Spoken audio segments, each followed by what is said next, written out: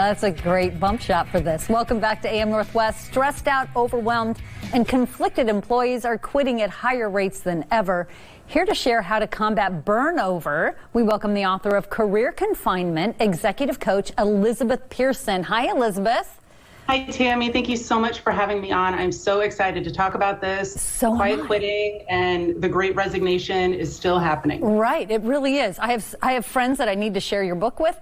But can we start before we get to burnover? And I hope I don't take up too much time with this. But I love your story of how your daughter inspired you to make a major career move, and then you were looking for an orange bus sign. Tell me that story really quickly. Tell us that story. Yeah. So it's like most stories, I was kind of burning the candle at both ends, traveling quite a bit for work, getting kind of wrapped up in like making money, titles, traveling, all this stuff. And then one night I'm tucking my daughter in, and she's very young at the time. And I said, Mommy's going to be gone when you wake up. I'm going to be at the airport. And I'm choking back tears like moms do. And she said, why do you have to do that? And I said, well, I have to make money, and to do that, I have to work and do things.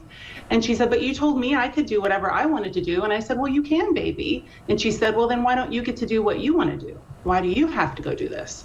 And it was this moment, right? These children are these wonderful teachers in this reflection. Yes. And it was a moment of like, okay, she's watching me. Yeah. And she's watching me say one thing and do another thing. And if I think she's worthy and deserves to do what she wants in life, then I should be doing that for myself too. Right, exactly. And then throughout that, once you make a big change like that, anybody who started any sort of endeavor of expansion and growth will get hit with resistance. And so I was feeling a lot of doubt, like, oh my gosh, what did I do? This was a huge mistake. Right. And so I started asking for a sign. And this could be from God. It could be from I call them my dead grandmas, my dead grandmas. Somebody help me here. I'm feeling really desperate. And the thought came into my mind, ask to see an orange bus. And I was like, that's weird, but okay. And it was a very low moment, Tammy. I was like crying, driving my kids to school, and they were thinking I'm nuts. My husband was out of town. And I crest this hill and I see all these orange buses. And it was this moment where I thought, okay, I can actually speak and ask for help and get signs that my rational brain can't dismiss. Right. Because in California where I live, we don't even have buses. Like it doesn't exist. You don't have orange school buses. And you saw 8 of them. I saw 8, and then I said, I amended my request, and I said it can't be a school bus. That was bold. That was a very bold request. Right. Later that day, I went on a run, and I saw this beautiful orange VW bus coming up the hill, and this guy in sunglasses, and he leaned out, slowed down, and just flashed me a smile and went like this, and it was just like, the waterworks came, because I felt like, okay, while this is scary, I do have some non-physical energies that are supporting me. Yes. I love that. Okay, so let's help people. So how do we, so what is burnover quickly, and then how can we combat it? Yeah.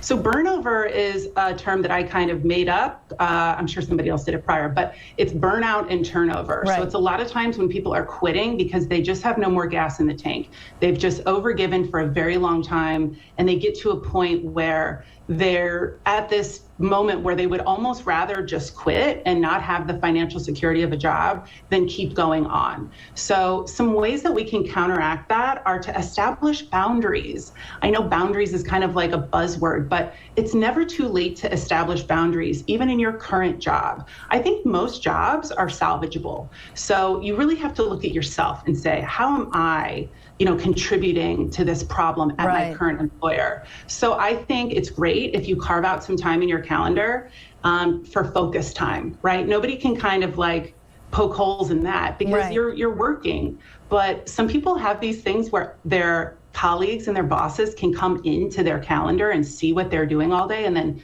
just book meetings. Oh, no, not here. That I could not handle that. No, it's bad because they just hijack all of your time, and time is our most precious asset. Right. So I say, if you do have that, ask to transition it to like a Calendly, where they can go in and they can request time and they can see available slots, but they don't see what else you're doing with the rest of your time that day. It's really probably not their business. And then also you say, use all your vacation time, which some of us here have a hard time doing. I'm one of them. Yeah, I know. 55% of Americans don't use all their vacation. And then of the ones who do go on vacation, 60% of them still work while on vacation. Yeah. So is that really a vacation? But now there's this new thing, right? Over the last 10 years, there's been this embracing of unlimited PTO, right? Personal time off. Right. And what that does is it statistically has shown that it kind of mentally changes the thought pattern for employees, and they actually take less than even if they had the established 2 weeks. And I think that is something that if you work for somebody who says they have unlimited PTO, you should absolutely be taking at minimum a week every quarter. Okay. Just to yourself. Elizabeth, you have so many great tips, and we just scratched the surface. Your book is organized so great. So if you have any questions about this, check out this book. It's Career Confinement by Elizabeth Pearson. We'll have all that information on our website at KET.com. Thank you so much, Elizabeth. Thank you, Tammy.